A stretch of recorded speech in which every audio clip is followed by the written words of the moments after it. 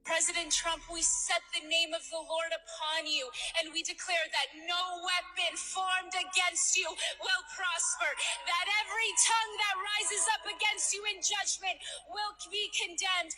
Can I hear that again? That every tongue that rises up against you in judgment will be condemned. I don't think people understand how absolutely terrifying that is. Now, I'm going to try to be as gracious as possible, but I'm sure that little prayer was great publicity for their new world tour. Now, before I continue with this video, I want to make something clear. I am sure that they were sincere and genuine with that prayer, but it is extremely concerning to me to see this Christian religious movement behind Trump to literally pray that if a tongue rises up in judgment against Trump, that they are condemned. Please let that sink in for a second.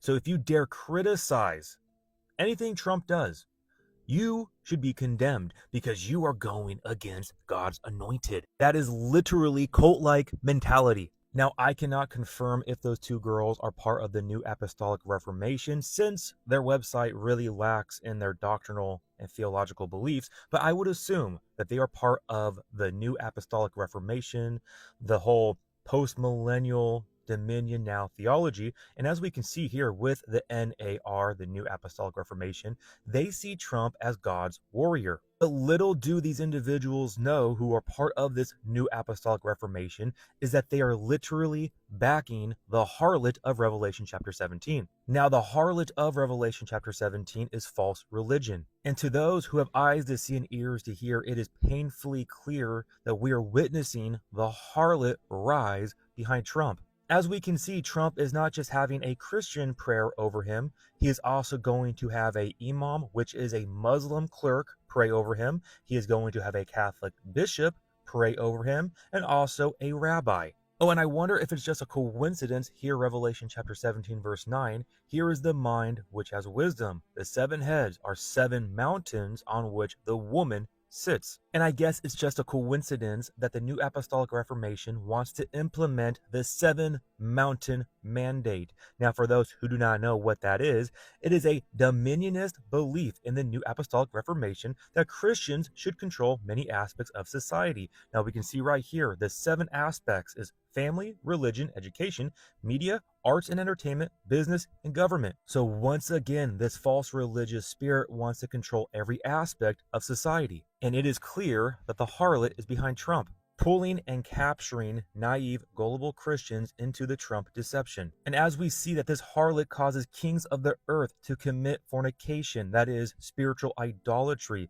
and the inhabitants of the earth were made drunk with the wine of her fornication. I am utterly convinced and persuaded that we are witnessing the great apostasy right in front of our eyes. We know prophetically that the church age ends with apostasy, with the Laodicean, lukewarm Christian who is looking for worldly prosperity, thinking they are spiritual, but in reality, they are naked, blind, and poor. Now, I understand that this is neither here or there because this is all theater, but also something to point out that Trump did not put his hand on the Bible when he was sworn in. But again, we live in a complete clown world where everything is just theater. Now, I understand I'm going to get a lot of hate from Christians who support Trump, thinking that he is God's warrior, and I understand why you believe what you believe, and I want you to know that I love you. But I am completely convinced that you are under a spell, a deception that Satan has placed over you, pulling at your own desires, wanting prosperity, and wanting good things down here, no doubt. We need to remember that the road to hell is paved with good intentions. So I get it. I understand the desire of wanting Trump to get into office and to fix things, no doubt. That is part of the Hegelian dialectic, the problem, reaction, solution.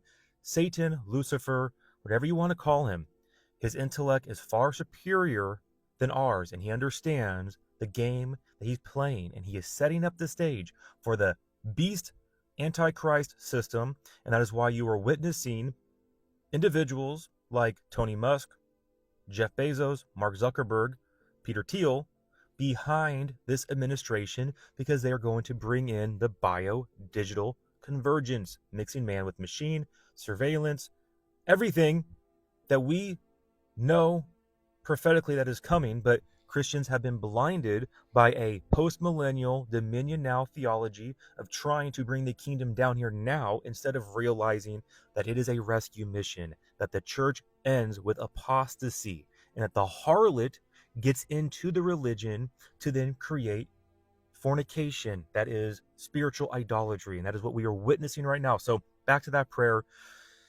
you know, I don't want to slam those girls too hard because I know that they are sincere and genuine, but I am convinced they are deceived beyond imagination, that they are playing with fire to say that if you dare speak judgment or criticism against Trump, that you should be condemned. That is so concerning, guys. That have people not learned from history? What happens when you give somebody that authority? That is literally the definition of a cult. You give the authority to one man as if he is God's perfectly anointed. He is the King David. He is the Cyrus. So then you can't say anything against him, because if you do, you're saying something against God. Do you see how scary that is? Do you see how atrocities can take place with that mindset?